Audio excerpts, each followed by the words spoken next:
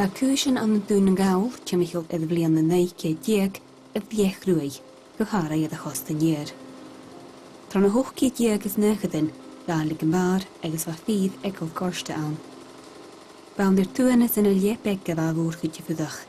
Stoch y Chimichael ar siach acadyn, leis chobeg di tri acadyn yen eisiau ffeimal leis o'n fi cwr. An yn blian na fa, cha fi cwsafarach ag na iemeg tjölach yn sien. I tjölach yn môre agus GV is di chorm yn cosni, lag na milgyn dy feintior dŵn yn gawl, gos ag ol o Glasgow, o lorag obydd agus chorm eith behe ŵr am Alba. Pe sio tosach tosach i yn dau fa haast bladiad a dyr choesnach gan dŵn yn gawl agus Glasgow. Nuas frid na glúinte tá America na fuert dan tíl yn sio a dîr chonil. Bí America go America, bí America go dí na Austrail, go Halabun, go Sasan.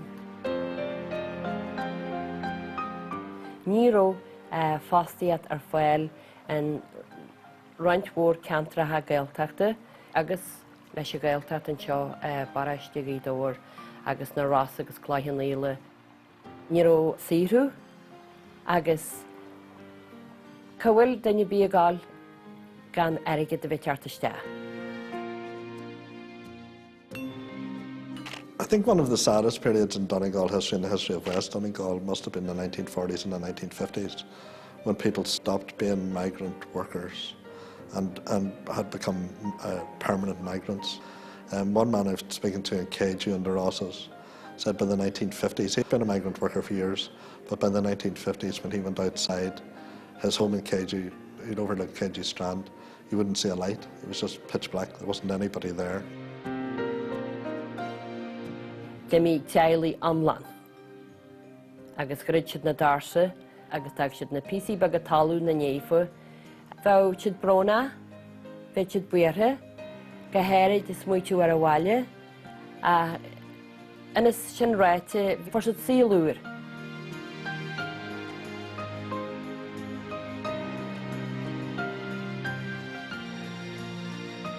There will be some traffic disruption and delays. When I came from, all children was hired away from home from the age of 8 or 9, from the month of April till the 11th of November. And we got the big sum of £1.10 for all that time. We didn't have much to do, herding cows most of the time, carrying in water and such. That carried on till I was 15 and a half, went away to Scotland at 15 and a half. A girl going on migrant labour, she would have started off going to a hiring fair. Most girls, the pattern was well established by the 1900. Most girls would have gone out to a hiring fair. They could go from the age of 8 to 9 years of age. The fairs, the big fairs in Donegal were held in the east of the county in Letterkenny or Milford or over in Derry or Strabane or Oma. The girls would go and sell their labour to farmers usually for 6 months and be given a small wage and board and lodging for that. That was the initial stage of migrant work, and then after 4 or 5 years of that, when girls and boys were about 14 or 15, then they would have started going to Scotland as seasonal labourers. Most of the girls went either as tatty hookers, potato harvesters, or as fish curers. Wel, nyr ydym yn mysyn o'n my cedwa, ni ro ma cwbla ma jeg. Agus kom ma gaher share. Sy'n ma fi'n y pleti o wynt lwa yn eir share tam sy'n. Harrig gafford seo, vi visste ikke cwbla jeg og vi er cwbla jeg så vart agus harrig sy'n hartan seo at vi na belta de a cuartus gastrigus gesai for de holidag de preti. Vi tackar vid på lite jobba vi ska inte ta krui folka till walla hedui vi man då leder har inte farka din där ska du chatta med folka till wadi agus wai vi heden med krigol så ska de show det är kuiaro Det kui is da hier er gynnu bi folka till walla. Ga herid med tatu folka det har tushmahari det ye det har jere frahanda det har jera Paisti baga beidir sa tar og det viga mile minnig. Agus chor a chiliste hartra has muitu well Gydyn síla tá má Rómanis. Hwy mo wahar agus ma iara lomsa go daide agus an sin casú bhanar déhinn teathar ó má gáil stapún in Glasgow. Bhí te cían na lé fásta. Ach team go má cíniu gus bhí cuaí óra mas. Fáilte san ní Saoghal na mar se bheit níos measa se. Chuime sin é bhí me ní roména si beanna déag be isna i chuime agus tá cynne gom má chrí a bheith briste cíniu fiúhain an níthe sa réibnaid. Begad íríar bhaidí agus a céis fácail agus háil sé go tí teanscáil agus fóbhaid borsin sin ar séhlagur bhaidí. Agus bhí bh géisteart na bh sé ar a bálaí sin hebhí bh géisiart a bhhaéis gradí bhí beidir le cíniu. Céidim gur ó cuaar mar gáid, céidim bhígus aróna bhí me dréim le Glasgow chléine go dúir scéaltaí bh seo bhí anna gáil go Glasgow agus déirú anna bhfuil bí éitesans bí an breagad.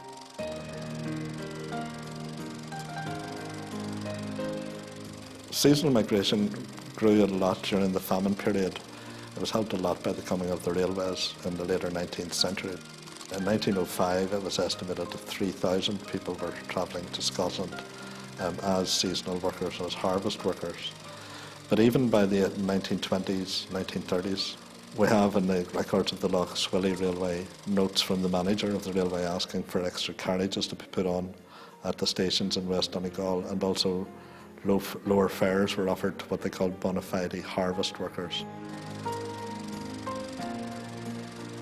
Bhí tréin gáil tarta spéide gáil go siar go bot in port agus mar a tréin agus an sin fuirmin de buid an méí. There was 2 small cars, and there was supposed to be 4 people in the car. Very often there was 10 stuck in on top of each other. And that's how we got from Migrated to the dairy boat. And I thought I was going to heaven to get that run from Migrated to Derry. Fiúhain gáil a bhí dóir go daoir, bhí sean rud mór dúine, gáil ar a was an áil sin i hiú. Agus an sin gáil go dtí bhí tehan é gcuidóir bar agus sin an éitir a hamat an héite le go léir. Agus bhí seanan an sin mó bar leis agus for a tesin a bagaiste le go léir síos go dtíon buid léirs leo. If you think of Donegal as a big lung that breeds people in and out for seasonal migration, the dairy boat was really the air pipe. That was the main way that they got to and from Scotland. Went for the dairy boat, but that was a cattle boat that we went on. You went on along with the cattle right enough, but it was you sat down in a corner somewhere. You'd be lucky if you got a seat. Nuair a haimh go daoine chu méidir steán áfis a bhíon agus chu méidir teagas tháinig daide agus chips láfa agus hí me go seainta bhí cosneacha me chips. Sinna chéad bhfuil hanig me chips ar bhí balú galan Tomás do bhí som déhíon tú. Bhín buid ínta cé agus an té tá mai háidir. Bhil is a go seo, sinna níomhain a dhéanam a dearmú go breachta ar méid an náil agus was me díaghaidí gur a bhid go bí faoí a go dionda cai se gur fríd na máil agus ná agus bhí nuhí seo bhí se go garú agus bhí na poistí agus bhí siad na luí agus geirrma cuair a tabla bhí leir rudda. The conditions on the dairy boat were notorious, mainly because of the overcrowding. The boat people just wanted as many people on as possible, so people tried to find anywhere they could sit, either on the deck or even down below where the animals, the cattle were usually kept, were sometimes cleared out at the peak of the season, and they were washed down and people were put down in the hold as well. So it was a very rough way to get to Scotland.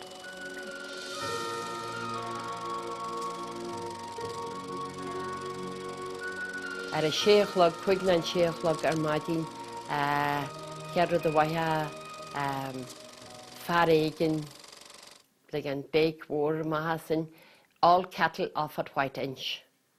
Be sin head stapu, shall it kun buy the knees gedi Clyde gedi de kun di ni do. Agus ve gang na hannevi sin annevi brehe. Agus deta ran dentin hen, well ni ve seal fada governors. Bhí toras fádán mar an goléitne is sílim sa beidir go hafan sé trónóna ar net a déchn buid agus bit sinna gáil bheith bhfuil go dtín seart a thugad maidin. Agus tá cynnig go maiid buid a teart a níos sa brúmí lá.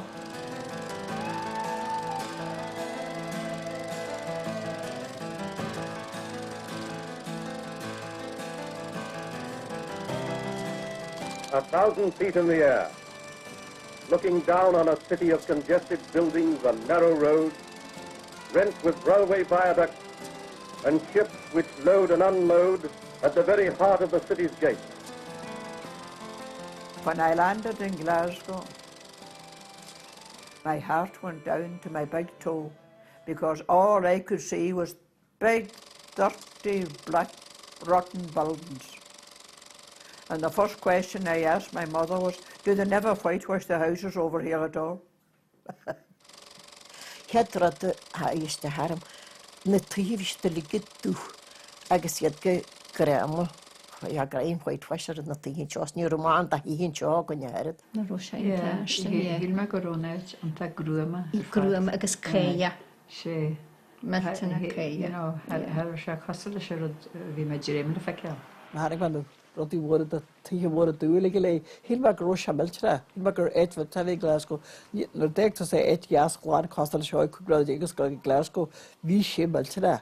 Glasgow was part of the Industrial Revolution and became a centre of heavy industry, and shipbuilding, of course, was a world famous centre of shipbuilding. But unlike Ireland, the central lowlands of Scotland have huge resources of coal and iron.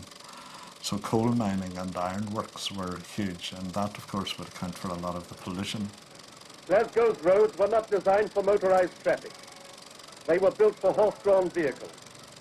Ceadú a hanig ma na behé mhóra agus na cearts na go bín taine bhí arthú, agus an taine bhí ar chu mai ceistir mó a haig go dtéad vís mo gur bethe bhí anna ní ar hail me go mór riamh ga go mór agus stáithí gur Clydesdale sa bhí arthú. This other woman, she lived in Glasgow. She was from Ranafas, and her daughter was coming over on the same boat, and she was down to meet us at the Brimelagh in Glasgow.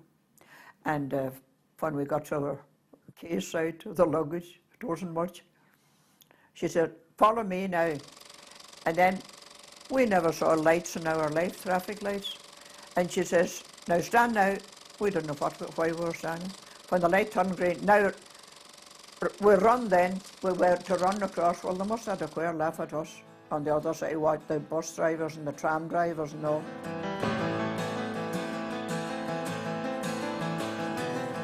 The Irish network in Glasgow was building up really from the 18th century, but it grew very much by the end of the 19th century. People would sometimes meet each other on the boat and hear about possibilities of work and where they could go for jobs or where they could stay. But mostly it was relatives who had actually written to them from Glasgow or Scotland and told them where the work possibilities were. So it was a vital network. A man was talking to my mother and said that this lady was looking for an Irish girl as a cook. I was 18 and I decided that if she wanted me, I would go.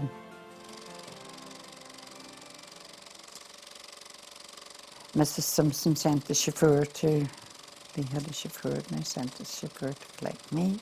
I don't know what I was supposed to wear or see or whatever it was anyway. And I went in, he took me up and home and she made me welcome. We did it more and I changed.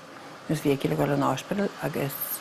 Came motion for Jameson on because we uncle stopped one, I guess a far to get in, look at my over my gene, I guess we pushed you, I guess shouldn't find Jameson on the dose by Bhín seáú lom neidir a Saoghal agus sírim gur dennig fear a bhain go dtín buad fo mo chuine agus sin thug sé sin go dtín teanna. Agus an sin bhín bhain an hospital ar na bhhaile sílam na an teo bhí me se fágan sin ní rosam bhí me cailte. Casú an bhain seo Kitty bhéid si a bhar maidearigh a sací bhín se ar rom agur a stapú an hall an Nicholson Street. Thug Kitty me go dtín te cabbí agus bhí hanrod go hénta agam bhí se hanrod úr agus bhí me cinál faite san áfást. Chuir siad fáilte bhórúm cabbí agus sinna do raibh mé hall.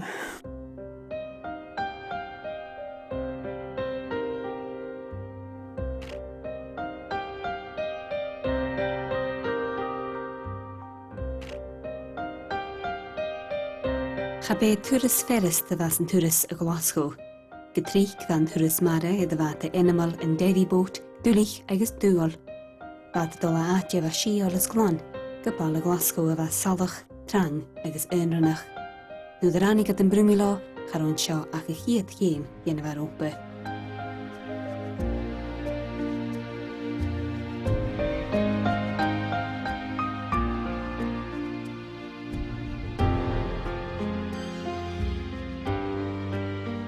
Balwch gobrach imricha le ddiech cwtramach, agus be dhéanig yn ddifar at yr féin eith fyddach ná fágal leis an cóiríon bethe.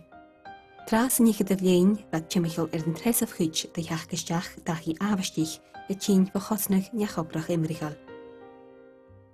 Lad rabbit Halmstrand are mucher is beyond gaffer you see agus barley yakushin agus the scaftel in the said more fast or the gaelic yakushin fast agus what heart to charlie gaelic you're a barley that be don't throw the barler skull but mash the old to actually so get it right the oklart lost a merle kilscrow to alka cad was to out the lord but you to alka you get the stays the ish we to all it but the twos you wish hal bleed have you marad barle like you come but dolba just geisha to watch really. There are a lot of stories about how people who didn't have English or hardly any English survived and Wales they found to survive, and it was recognised as a big problem even by the school teachers who sometimes taught children, or quite often taught children, phrases in English that they would need to use when they got to Glasgow. Like, can you tell me the way to Queen Street Station, which is one of the big railway stations in the town? Sin haid besa don ar bhuiime sin don níor bearla bhíogam. A bregarú calcéir dú hálann sin agus chuidí si go mailam. A tá cemne bhaithegam rud a bevesa ligihí arm nar a bearla bhíogam. Na bhí fáisian a gin san amsan go rath annanig ag an tagart bhuiir ag an na mísa.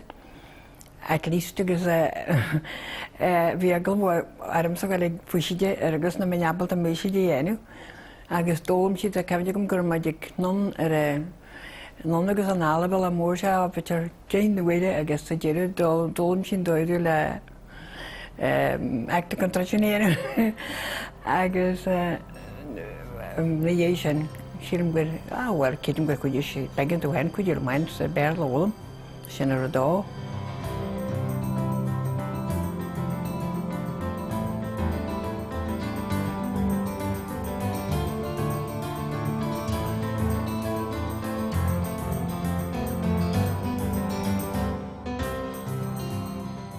The very day I landed, my sister and me went round to this wee dairy around the corner. I was dying to get out down the stairs, and she says, will you get down and get a half a dozen scones and 2 bottles of buttermilk, 2 pints. Now the empty bottles with me, and I put them up on the counter. And he says, is the same again you want? He says, I don't, no. He said, I want blah. That was the Irish for buttermilk, blah. He says, what? And it couldn't come to me at all. Het lá han ik bij Glasgow, when me yehi var ma, me yehi var ook ma, agus caliwe vi si calte, agus ni rosiki, ni romal barlaki, agus inchin. Het me jana go rosiki in time weer en jara ro me to stop we get, na rosi kan weer a trage. So back doing agus na peisal, agus for na peis jaiwi. Agus vi si cíniu agus from its scary bar to lesson. I used to go to this relation of mine, visiting now and again, the name of O'Donnell, Nellie O'Donnell. And she spent all her life, her and her husband, in Glasgow, and she never would speak 2 words of English. And she used to keep boarders. And I used to say to her, how do you manage when you go into the shop? Buying tea, sugar, bread, butter, jam, whatever she was buying. She would just point. Housing problems in Glasgow are as serious as in other parts of the country. There are some beautiful residential areas in the Glasgow of today, but many districts are overcrowded, lacking in open spaces and ugly. The Gorbals are very ancient place. They were a settlement, part of Glasgow in the medieval times. And when the famous Gorbals, the Gorbals tenements were built that we know of, they were built in the 1900s, and they weren't seen as infamous or notorious. In fact, they were seen as very modern and go ahead. They were big grid squares of 4-storey tenements. Bhí na tenements and na Gorbals, bhí sé close for I. Agus rahasta ha close. But you must shop here what in flatness. And she near has was stay. Bhí trúrn a han landing. Bhí ha man costlish Danielle. Tail ha wen and chin. Dermot Guerrero ni will to all up on your chin, but it is chassin. Agus and chin has was stay. Agus go Italian, some agus Pakistanis next door. Jimmy Markele Hudi, Jimmy Shasuas stay, ag me far medical. I seen trunks of close, I see couple of pillar, I guess couple of plank, I guess from the steel. I was land Shasuas stay, yes, Gary Pin, Trump catch watcher. We see 2 up.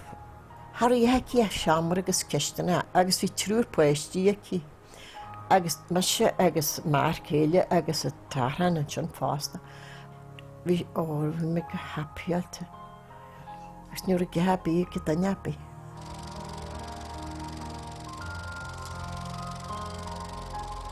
Togi Chailin was in tenements, but your jail nach like in Jake, Shamus Kirstena. And Crown Street, and I make a Crown Street, Ag Dini Montra, doing your Campbell, Harry John Campbell, I guess, image, and image a staple office, I guess, and we carry a cushion. I carry a cohelen agus shesher a gunye. You're on a tea tamshin, you're a batson, agus, you know, the outside toilet, so I just walk when you're a toilet a bit this na. But, or the person has a sink at your ass, ni hayad na. We had 10 bats, we had to look at the coming of me gunye. From a 10 bats, so he'll go a great 10 bat of a good la batal. Gas we when you show head the way into electricity or mission ground when you cause your electricity be so wall good. I guess your own Tashkevin when spring well a vehicle so mission ground are going to faster.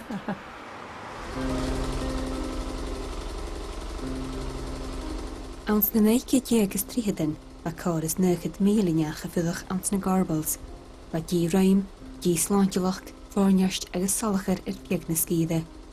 Tras nícha a bhléin, ba chehu léadar sa farsha de Glasgow.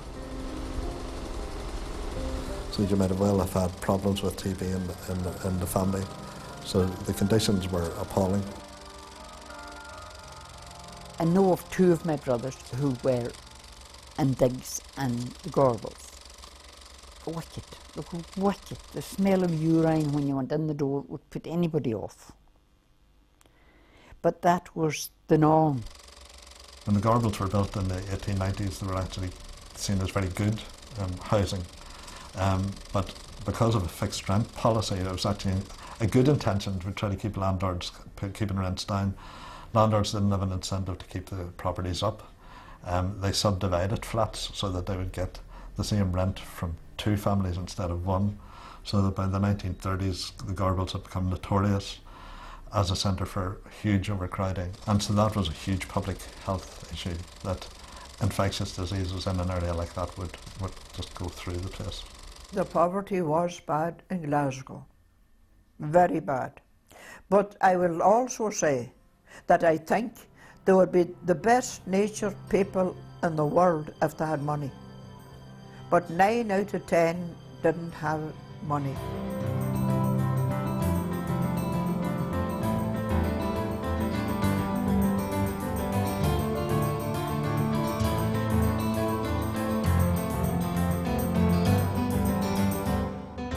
Cad a mission we met tour 3 days Suez and she was a lawyer, but we should beg, but we should jazz, you know. Do you have clarity of because of course we had like I don't know what you 10 minutes of time, you know. I guess run the way that we used to bottom me loggy more. Then we're going to jazz and I have it rushed. Then we're going to start close and I but the way to so stay you can on.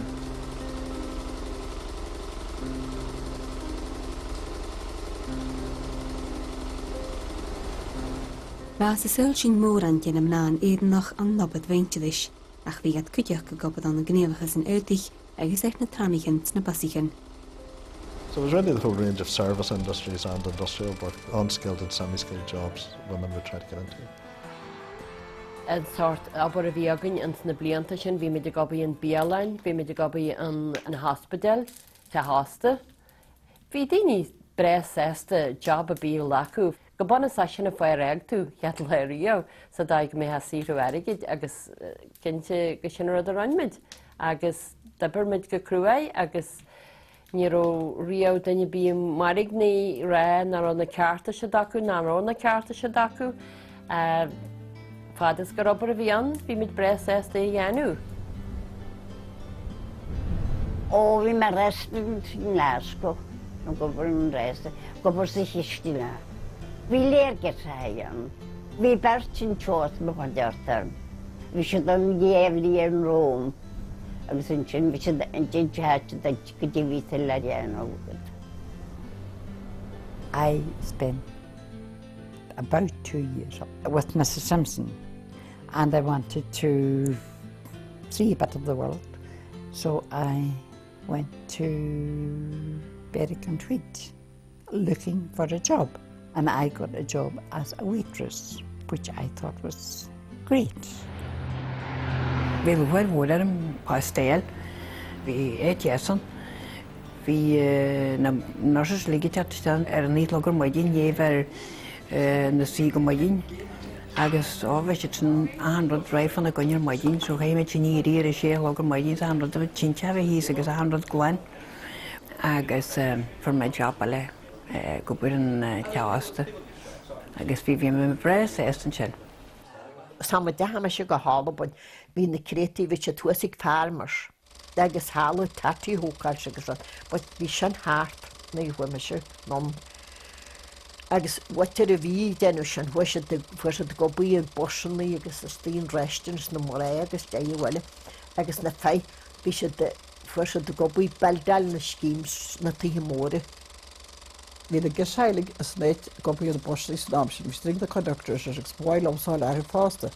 Agus faster met tek shab because we had an old cart galore. But du she vadlum na ro me Nelson gotie nel too forced af for the shot at du should tell him. But tabish jaru gus jaru kennas that ik was a cheer agus na roskum Glasgow go mai go shot here hontashi shisma. So a couple of litigation Choive had Suez reached, agus I bar Eda Elle, as I bar pig loddy, agus I bar powder slapstick, agus Eda David, agus for Suez. Agus fast had bar rash, because we were shul bar Darius Gustucci, we took a church hard as a heart. Agus Jimmy Bishon a Raham White Darius, you ran me.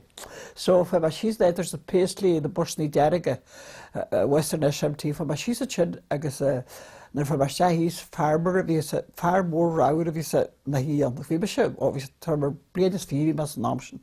Jag så du chalom Gatio to get with the conductors what the besö på ilum just with the doctors gatio to go because we go big the farmer. Jag du cha farmer ta på hela du cha. Gatio hash by double show. Jag du cha ta besö klor double that du cha obi white on för där du cha. So I was hash besö the birthday should a need jag kigas tree. Cyn go bar yn y tram cers yn Glasgow. Fai jeflian agus o'n mesol môr sy'n vi tu Castaldini da frulorta han le. Chod ys mô ac o inta jas. Chod ac o'n arwg o jas.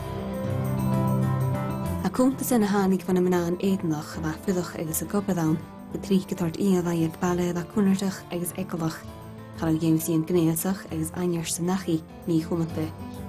People were worried about very young girls, children really going out among strangers. And there are a lot of stories about girls being sexually abused or suffering terribly. In fact, there were a couple of allegations, even girls disappearing, and the fear was that they'd actually been murdered. Ba déine gan díon hain trochiolchin scídal. A camal súle cachi chéile agus dul Michael an na buanan ma bhad dul gáte ag neiche.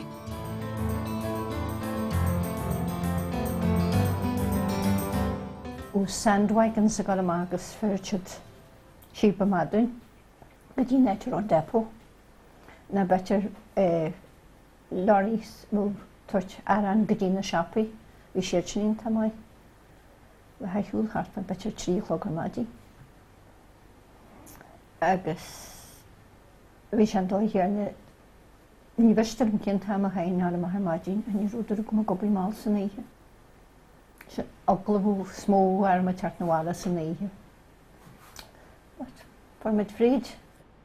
When I went on to the tram cars then, you got 3.5 days, I think, with a teacher, and then you went out on your own.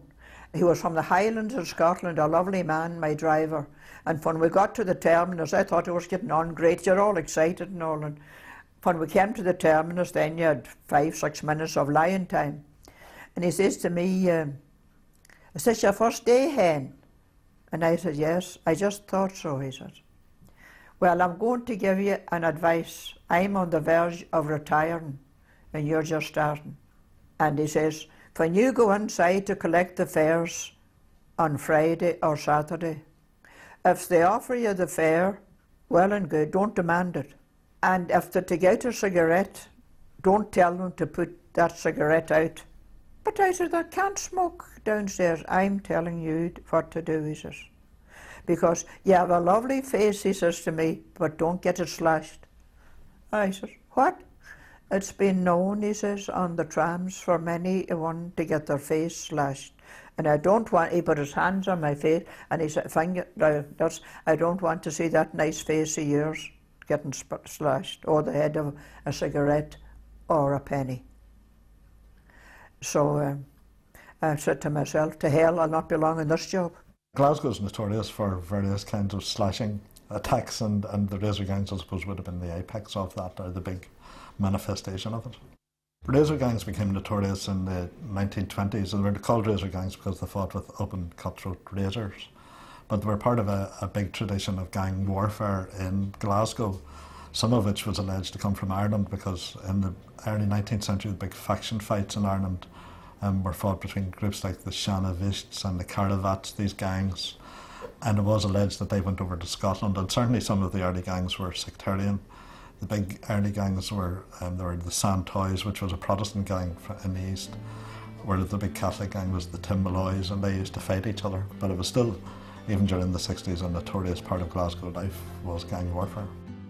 Right, so this is Parkhead, agus bhí van siúil me agus bhí scaf ar gund óma me héin, agus bheith daine gur hadú dar scaf agus hobagur hartsad ma. Agus bhí Garda siúil na agus ní rist geh bílofa. Tíri chud úr, bheits agus slash heile ma bhhaid san léile go léile bléid, cead gur bhad mesádig support cos gur scaf ar, but ní hóra te stead dífa.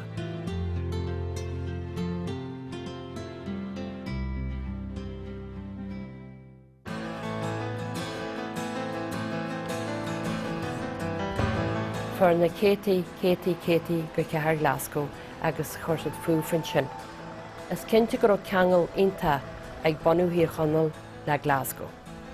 Bhí fáilte rapú, bhí nobaran sin, bhí EY gaila fadída, agus spag daine nar arcar Glasgow mar a dara baile. Ach a ganyan yn dyliodas yn social devans na gorbals, ba dé spirit chais nach galawn. I seo fa buntanas yn laidir ad yn y dynia. Bhí ar a gra gur ar scídan nef Lucas agus nef Jónians na gorbals, mar ag an theich is an chais nach an inimrich éidenach. Bete carhúid na bheit siús le sa tréid, chasí daineart a gcónaíart ó aine go dé, na bete coppla daine, agus de dónaí chefa bú hefa deochatar eis go sa bhála vítar ún sin de matna héite na seaúta mí de hoppa le caiint agus a córa agus ceidim gur seomí duine for jobbí to mí hoppa. sé tí féúúla gobí fe a síhanne déú seaartne agus go daine a gan an agus fe a cuairú ebre agus úna féisio bat ar insetípa gurú better job an sina an seo. The legacy of Donegal people in Glasgow in particular today can be seen in Celtic Rangers structure, which is still very symbolically important in Glasgow life. Cinnte go héirid don na fé agus chuidhhaid an mrá agus na chalíní féite de fanat le chluithe Celtic háart a níos agus chuní sinna gáil seach an iomlan iad dá maniu Celtic chuní sin beat an sa phobal Gaeilge agus sa phobal hir chonil agus sinna ceangal mór bhí an. We were hielselig lucky so as the Celtic, is Iraqik Celtic, and Thars, Gubba Kiters the Gibbert, Shimmo Seals War Yogs, but Radic the Dousdiacs and the conscious round that you've been the hearing in August and Shin, the Rock Stars, Castle, Slim Portman, as he chose Radic the Edition, Bigly on the head time more in Glasgow, we see the source of Michael Halson Foster.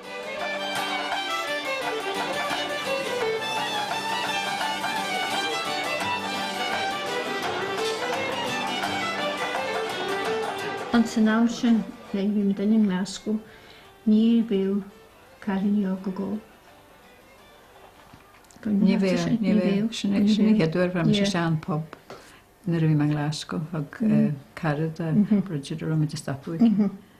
Gdí pub me fearras a bháltain ar ó pub agin sin. So bhí mas muitiúil tasúlagum na maithín máitir go mas sin ar an cíarna sé ní ó ghlachgan in se sála gan agus tú gar istean pub.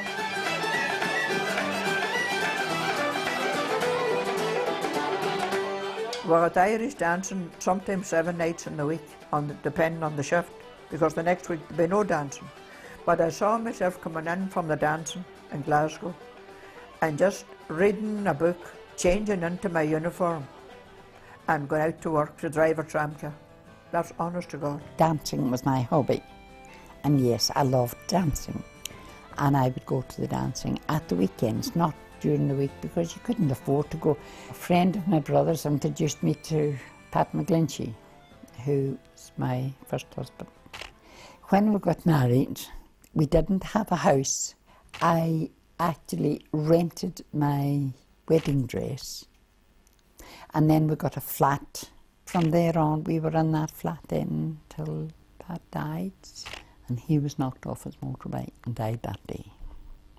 He was 31 years of age, and I was expecting my 6th child, 3 of which were alive and 2 dead. I bought a house for £1,000.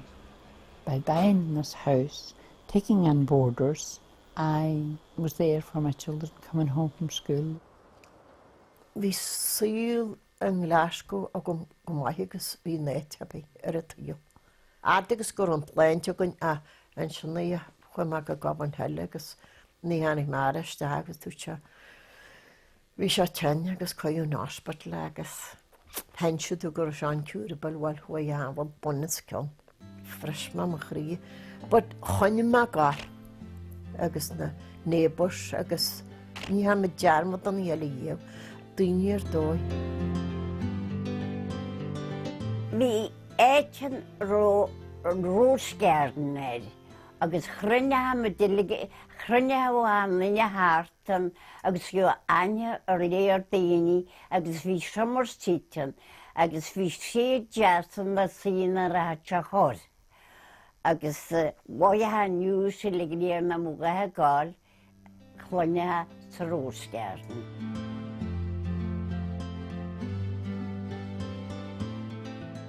Bhí éitin ar ó Queen's Park agus bhí chruinethe nefinn sa tairú an scafta le léir agus bhí éitin dúirte a Donegal heile.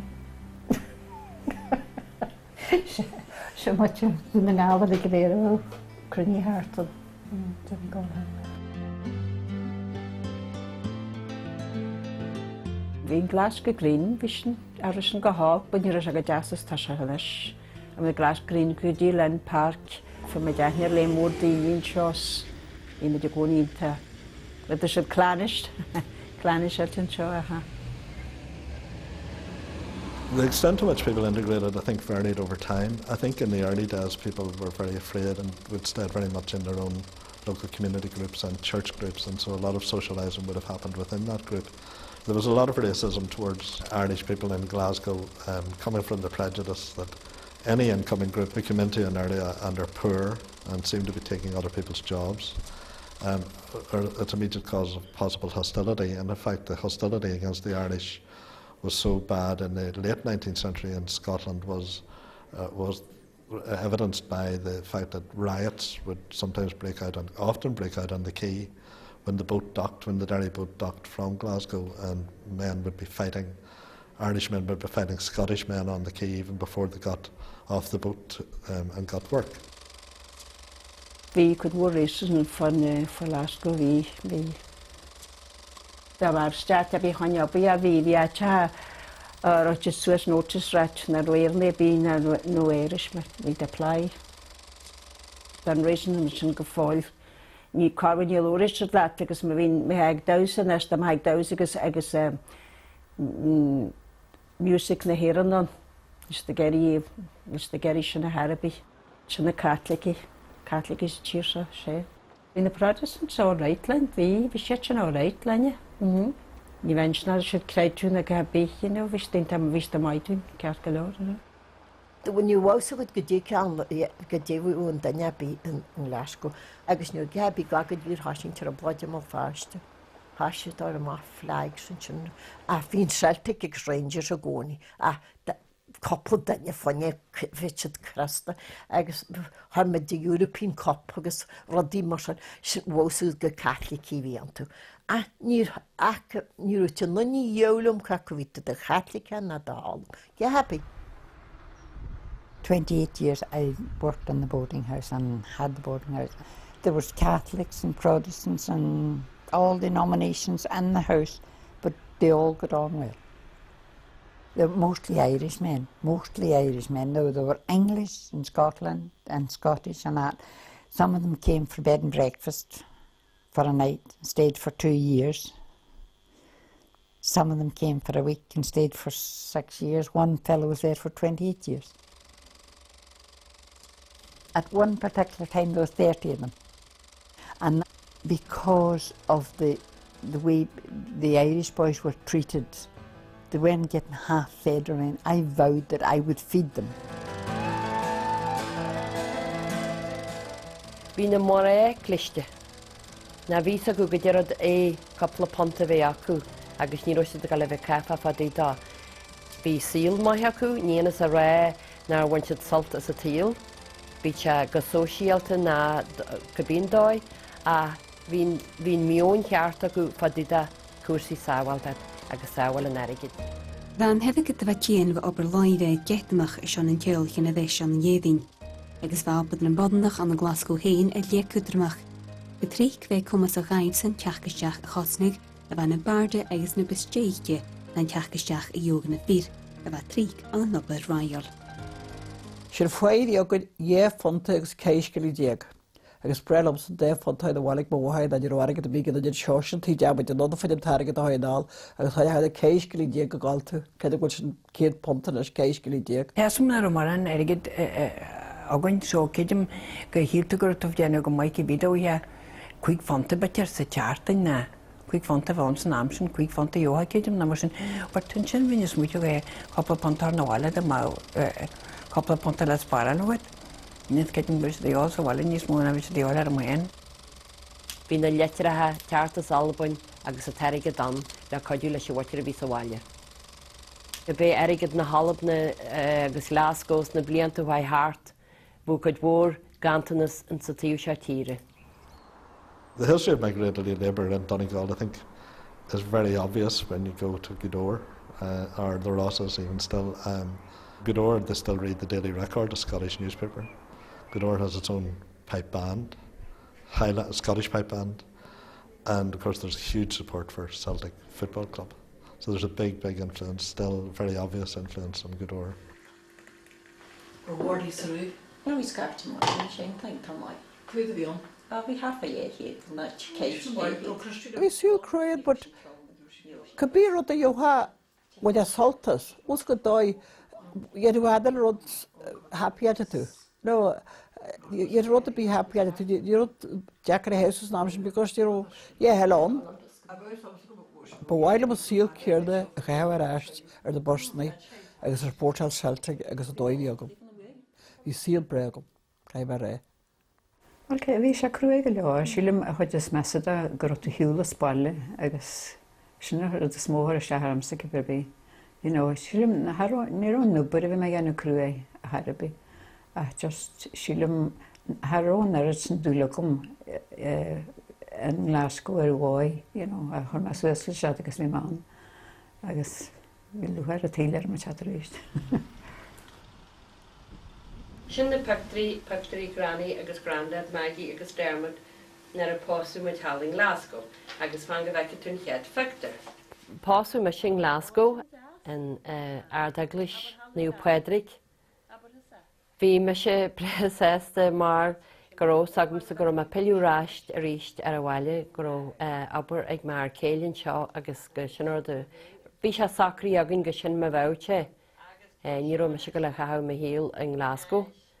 Cén ar go hagam san an Glasgow go habí a go dtír a go nabar an seoig mar céile agus bhasma well mas rud agad ar hítí a teil a dún ba bhhail am ma heile a hógalt an seo nérin rud a ran mé.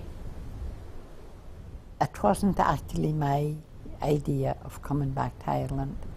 My daughter said, Mum, you have done enough work in your day. Retire. So I retired. I don't think I have got any regrets. Life was meant to be like that. I'm here. And for the rest of my life, I'm not going to want for anything. I remarried after 14 years. He was one of my boarders. That was him. I usually man go to the door. What is far not happiness? We train sport again. I guess she don't man go to the but you go to Shakruay, I guess, over where you're going to get Scott the Swiss or the now going with your organ, I got in the Swiss, let's get a way. But Wahomalene, I kid him now in your Roscognata. We made bread, happy and the toy so good. Then go go fall.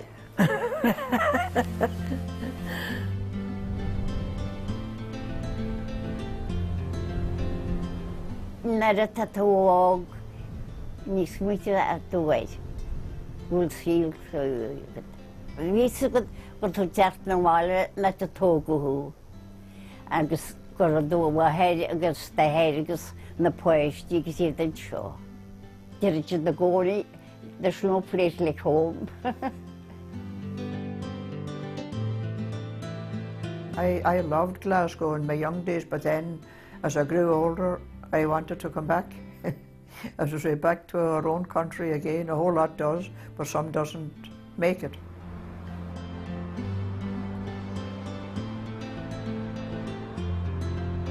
Tá mór in na garbulsnis. Tá se bhaid ní scoine agus tá cranne fásan agus tá se seanta fálainn agus na tí galanta tí deasúran agus tá na daoine ínta léchan seo go fáil tá daoine tá móla na heile go fáil agus ní má mí teile tú hanna agus ní bit a cante éile agus tá se maithon teonas. The history of migrated labour in Donegal, I think, is very obvious when you go to Gweedore or the Rosses even still. I remember taking a Scottish friend from Dundee to a hotel in Dunlow, and he was sitting laughing, just listening to the young people talking and saying, that's Glasgow, that's Edinburgh, that's Dundee, because a lot of them were still coming over for their holidays or whose parents had come from Donegal. Nuair a chum sa radio na Gaelta rud éistim go minic leis an seo agus nuair atá ácaid í Glasgow tá me dabalt ar éisteart láfa coronála go tuairis ó chahar Glasgow a ríist agan an seo Gweedore agus tá sin ar dóid. Ní mábalt ar fiú víniu go dé chéalaíonn sin Géistear leis a Gaeilge teartanál is go thar Glasgow a ríist na bhaile agus beidir gur de chead glúine dar a glúin a go bí tan Gaeilge sin mar a géarna. These old stones, so rudely and suddenly tumbled, have sheltered generations of Glaswegians in good times and bad. They have rung with the laughter of children and groaned with the loneliness of the aged. Bhí síl ar dóiúchan. Síl mai, cai tú na crasna iompar agus cai tú gá leat, agus bhí daoine níos measan am aise, agus bhí cóisnaí agus cóisnaí ar dóiúchan. Tá canála seo sé seart a nígus ratha baice ráis, veit do muir a tréid fan an chlacht a hart a ráis. Ní hocr faca lácar a fa gunne bí. Dunne harol facal ágam na reit fa gunne bio nálagan. Memories, the best memories. Bhí se mai.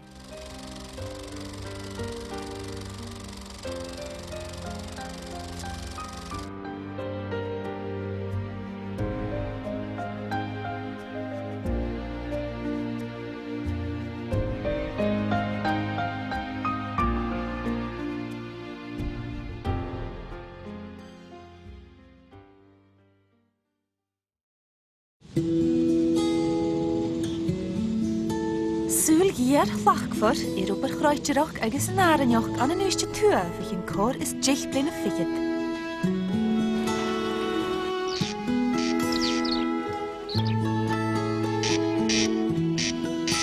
Agus na háirichin a hána georid fan nuairsa. The corncrig an na croft in dú in nahéich deich ar Alba.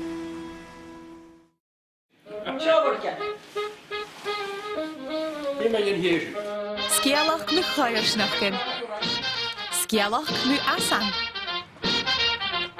Scialach mú gine sin is óg. Agus mú frósecht soharichte sarabachal séir scéile go scír an úre.